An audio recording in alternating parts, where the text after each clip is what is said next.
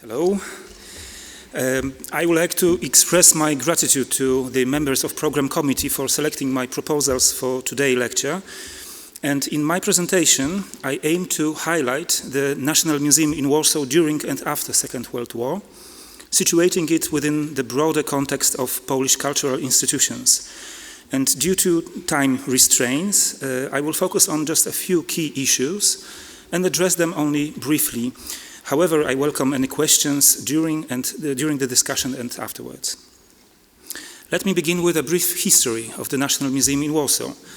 Established in 1862 as the Museum of Fine Arts, it came into being when Warsaw was still part of the Russian Empire. Interestingly, the museum's founding collection consisted of 36 paintings purchased at an auction of Johann Peter Weyer's collection here in Cologne.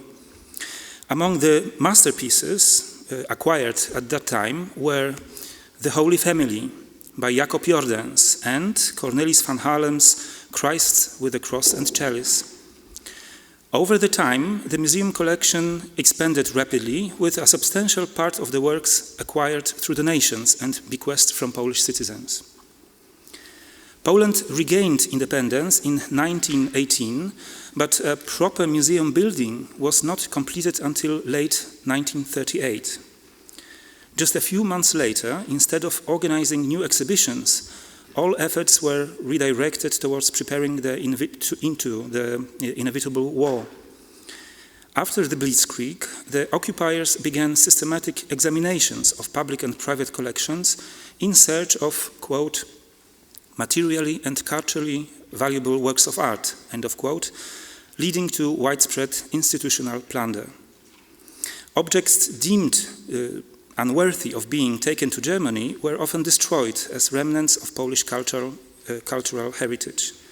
Between 1939 and 1945, Warsaw suffered destruction of an unimaginable scale. To give you just one example, as early as September 1939, the Royal Castle in Warsaw was shelled with large sections destroyed by fire. After the fall of the Warsaw Uprising, in 1944, it was deliberately blown up. While the National Museum building also suffered damage, the destruction was relatively minor and could be quickly repaired after the end of the war. This allowed restitution efforts for looted art to begin soon after. The first restitution efforts, led by Professor Stanisław Lorenz, director of the National Museum in Warsaw, began in May 1945. Several teams of art historians were dispatched, primarily to areas of Lower Silesia, where looted artworks were left behind the retreating German army.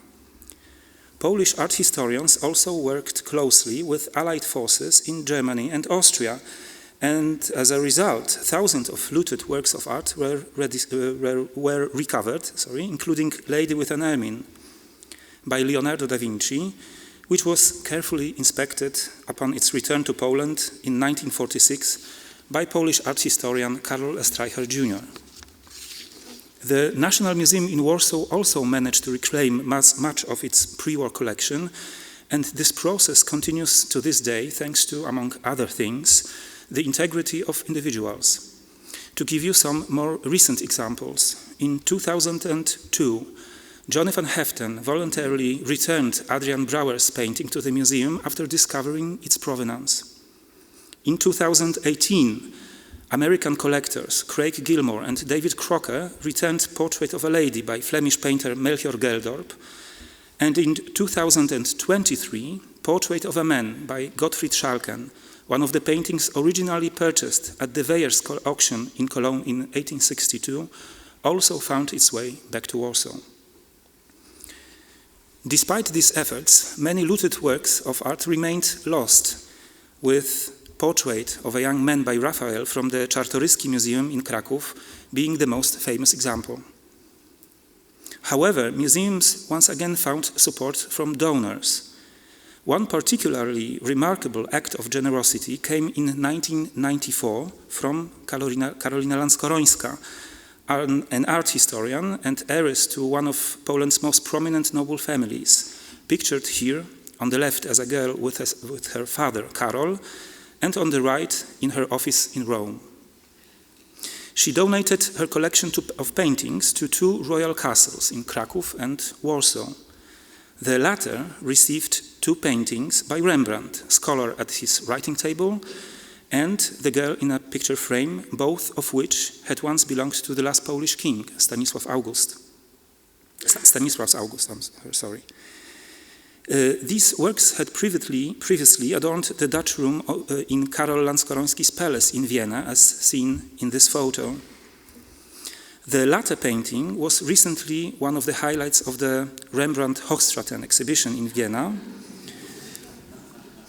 And Karolina Lanskorońska herself was the subject of a fascinating book by Herdin Verschoor, who of course needs no special introduction here. Lanskorońska's gift enriched public collections that had suffered wartime losses. However, the end of the war brought consequences for Polish museums and cultural institutions that extended beyond looting and destruction of artworks. At the 1945 Allied conferences in Yalta and Potsdam, the victorious powers decided to alter Poland's borders.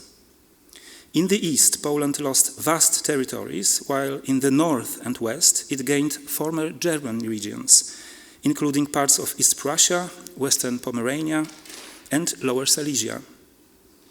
All movable objects east of the Oder and Neisse rivers became the property of Polish state. German museums and cultural institutions ceased to exist, and many former museums' buildings were severely damaged or destroyed. However, artworks from Wrocław and other German cities, for example Berlin, that had been secured in depots across Lower Silesia, survived and were now being discovered by Polish art historians. Time was of the essence, as these territories were at risk not only from common looters, but also Soviet trophy squads, which specialized in seizing valuable objects for shipment to the USSR. In the following months, most of the works secured by Poles were transported to various museums and libraries, primarily in Kraków and Warsaw. The National Museum in Warsaw was one of the institutions that gained a substantial portion of these relocated cultural goods, particularly from the former collection of the Silesian Museum of Fine Arts, that is Schlesisches Museum der Bildenden Künste in Wrocław. Among the most significant examples are the Ecce Homo triptych by Martin van Heemskerk, recently on view at the Stedelijk Museum in Alkmaar. Esther before Ahasuerus, a design for a tapestry by Pieter Kuke van Aalst, and Peter Brehel's The Rabbit Hunt, an impression of the highest quality. Today, nearly 80 years later, these and thousands of other works of art have become an integral part of the National Museum in Warsaw's collection, just as war and its consequences remained an integral part of our history. The relocation of former German artworks has had a profound impact on provenance research, and for decades, access to important archival materials was limited. For example, at the end of the war, Wrocław's Museum of Fine Arts inventories were taken to Germany, likely by its last director, Hubertus Lossow, and later deposited in the Herder Institute in Marburg. Polish communist authorities did not encourage in-depth research into former German collections. This changed after the fall of the communist regime in 1989. To illustrate this shift, one example. In 1973, a drawing by Theodor van Thulden from the National Museum in Warsaw was published with the provenance note in the collection of the National Museum since 1946. By 2017, the record had been expanded to include a history of the sketch reaching back to early 18th century, including all former Wrocław institutions that owned it. Provenance research into singular objects as well as entire collections continues today, in accordance with the Washington Principles of 1998, special attention is given to the history of objects that may have been acquired by Wrocław museums through auctions of Jewish property unlawfully seized by the Nazi authorities in the years 1933-1945. And please forgive me for concluding with a work of art not by Dutch or Flemish artist, but completely unfitting to CODART profile, 19th century German one. Next year, we will be opening an exhibition of Adolf Menzel, who was already brought to your attention today. Adolf Menzel's works from our collection, which came from the pre-war holdings of several institutions and individuals, including the Silesian Museum of Fine Arts in Wrocław, Berlin's National Gallery, and the Wrocław Jewish collector Karl Sachs. The history of these drawings and prints encapsulates the complex wartime and post-war fate of former German collections in Polish museums, making it, as I hope, a fitting conclusion even if Menzel might feel a bit out of place here. Thank you.